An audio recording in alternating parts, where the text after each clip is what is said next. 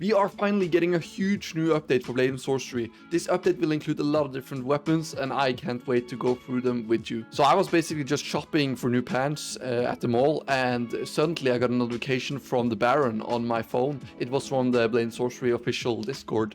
I clicked on it and I saw this.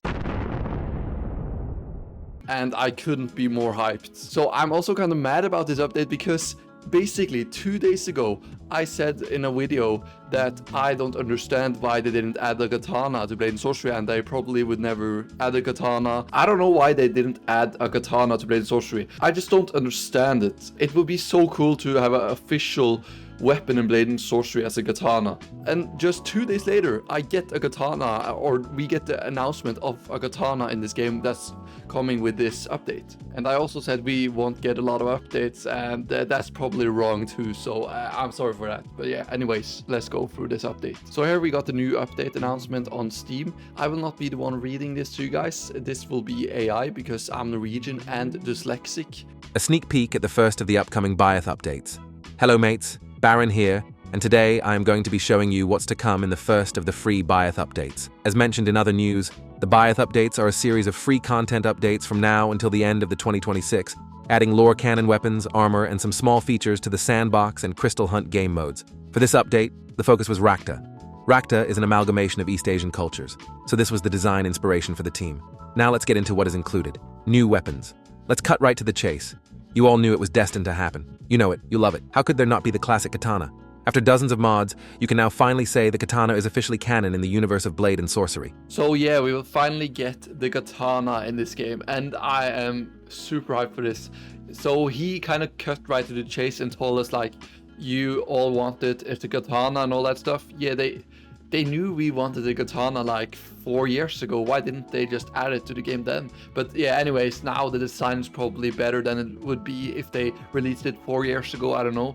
But anyways, I'm super hyped for this, and yeah, there can't be a Blade and Sorcery without a katana. So anyways, let's go to the next part of this update. For some thrown weapon variety, one of the featured weapons being added are throwing shurikens. You may have noticed a limitation in Blade and Sorcery, where throwing things feels a lot more like pushing away with telekinesis, versus how you might expect a thrown weapon to work in real life.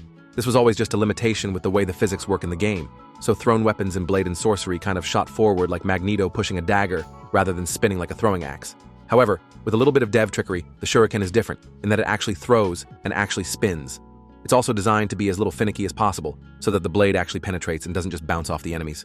So yeah, as you heard, we will finally get a good throwing weapon for Blade and Sorcery. Like before, we got the knife and all that stuff. It will just bounce off and sometimes just go through the enemy and all that stuff. This will actually penetrate the skin and stick to the skin, so it doesn't just bounce off.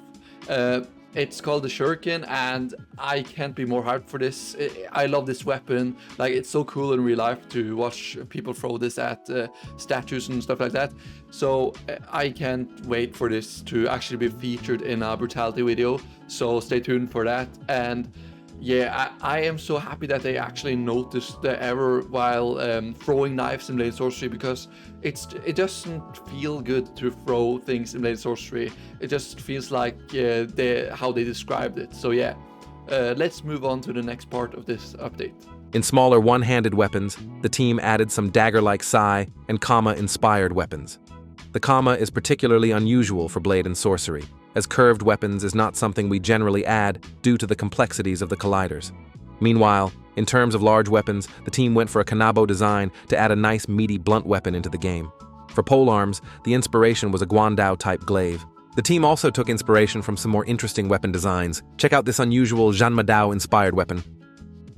Finally, with the rake being highly magical warriors, we wanted to add something a bit interesting for their magical category. The team came up with a cool concept for a rake staff that is a dual crystal bow staff, capable of being imbued on both ends to wreak absolute havoc. You can fire each end independently and even mix-match elements. So I love the idea of this staff. It's amazing. Like, you can imbue it on every end. So fire on one end and gravity on the second one. Or you could have electricity, you know, whatever. But anyways, it looks amazing to combine the spells and use it on different enemies. I can just imagine all the game compilations or the brutality compilations I will make out of the staff. I want to do a video only on the staff and a video only on the katana and a video on the other weapons too, but we will see if I do that.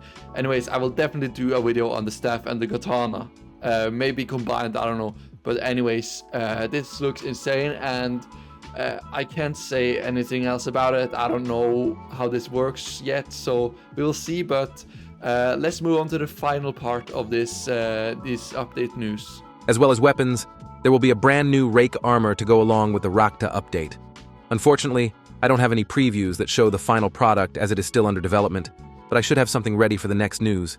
And now a little surprise feature: achievements will be added to the Rakta update. As opposed to the typical grind to unlock or just play the game type achievements, we tried to do something a bit more engaging with ours and turned a part of it into a little scavenger hunt of sorts. You will still have a few collect all XYZ type unlocks, but for most of our achievements we made them more Easter eggy. Players will not know the secret conditions of the unlocks, so you will have to play around, experiment, and try uncover hidden things to discover them. We set the conditions to be things that B and S fans will have an edge in knowing, either because they are long-running community gags or they are classic B and S Easter eggs. The team are still bug-fixing the update, and despite the appearance that it might be nearly ready, in reality, some of the weapons still have big issues like collider issues and phasing due to their thin design. As such, we are really reluctant to give a solid release date because you never know how smoothly or not smoothly bug-fixing will go. That said, we are feeling okay about giving a ballpark for now, and that ballpark is an October release. I will be able to confirm an exact date the closer we get to a release. So yeah, that's all the news we got. I am going to be completely honest. I don't really care about achievements at all in games, but it's cool. I will see if I can unlock any of them. But anyways, I am more hyped about the release date because it's October. And October, that's when my birthday is. So yeah, we will see if it releases on my birthday. That will be insane. But anyways, they are bug fixing, and it's kind of hard for them to get this working with without bugs because of the design of the weapons and all that stuff. So yeah, we will see if we get it in October. So yeah, that's pretty much all the news he managed to give us for now. But yeah, I will cover the next news we get also, so stay tuned. And if you want to make thumbnails or edit videos like me, or just make a YouTube channel like mine, I have a course out now. It costs $3. If you don't want to buy it, then don't buy it. I don't want to force anyone to buy it. But yeah, if you want to learn how I do things, then check it out. It's $3, as I said. Okay, goodbye.